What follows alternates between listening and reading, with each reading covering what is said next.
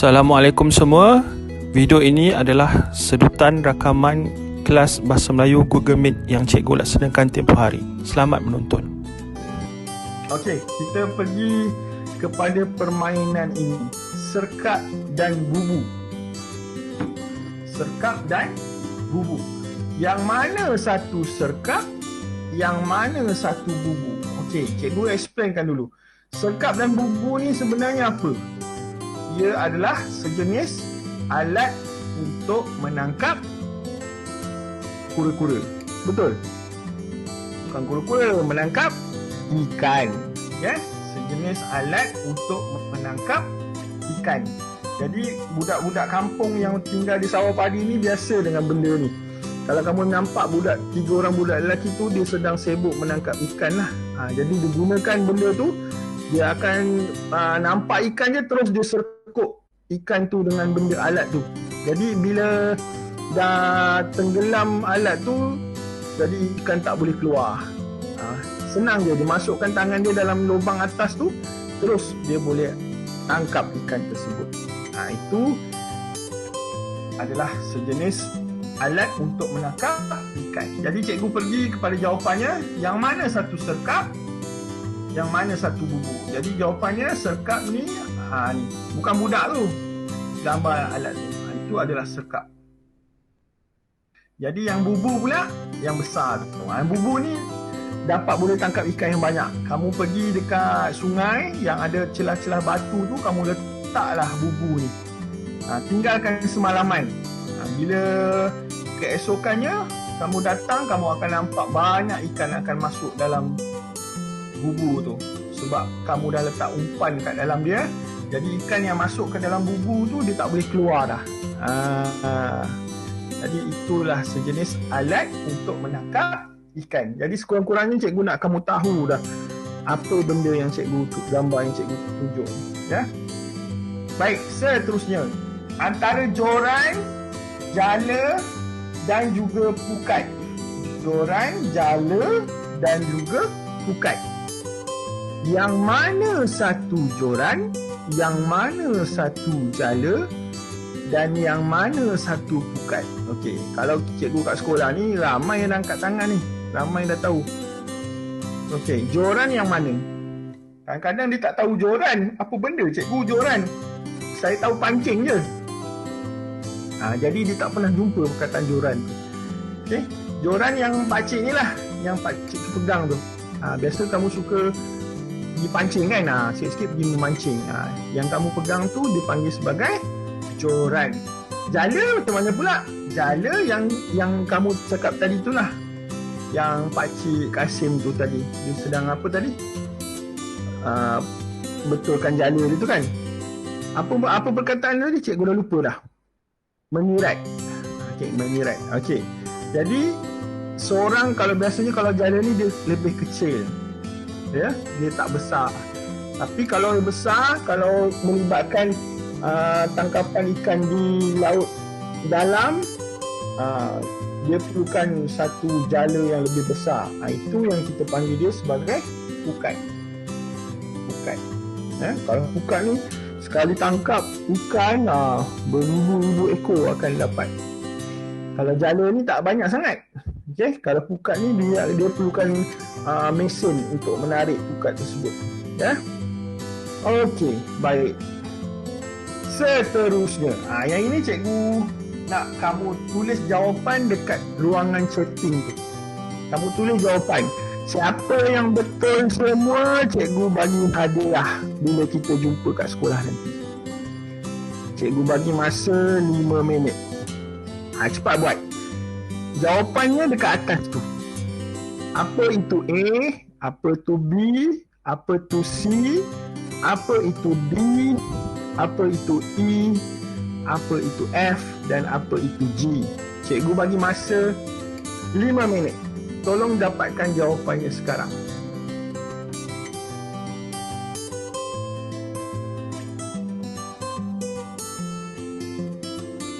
Okey.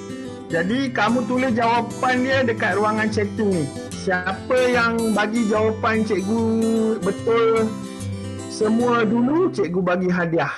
Okey? jawapan kamu type dekat ruangan chatting.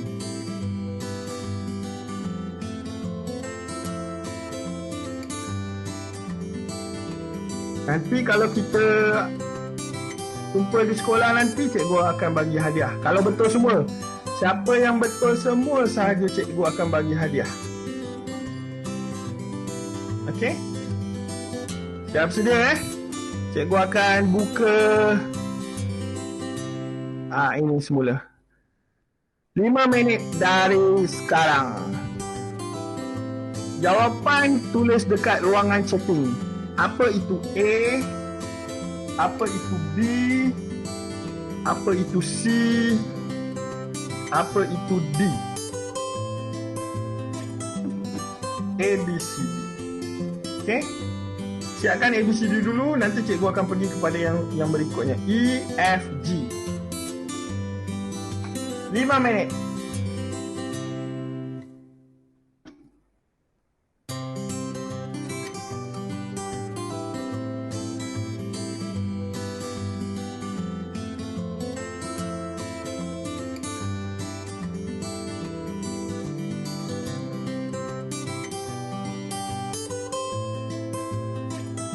Okay, A apa, B apa, C apa, D apa, E apa, F apa dan G apa.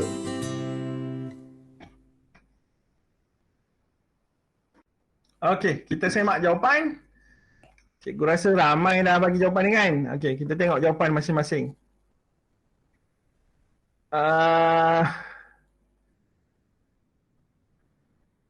Cikgu nak jawapan semua.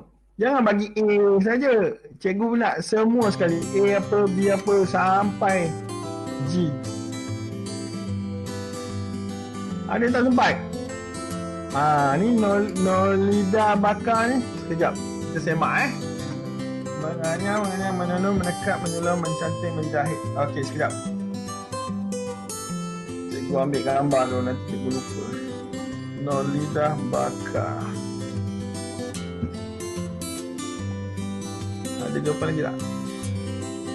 Cikgu nak jawapan yang lengkap. Tak nak satu-satu. Jawapan mesti lengkap. Okey. Badrul Amin ni. Kita tengok dulu jawapan Badrul Amin. Okey. Kita pergi pada jawapan. Okey.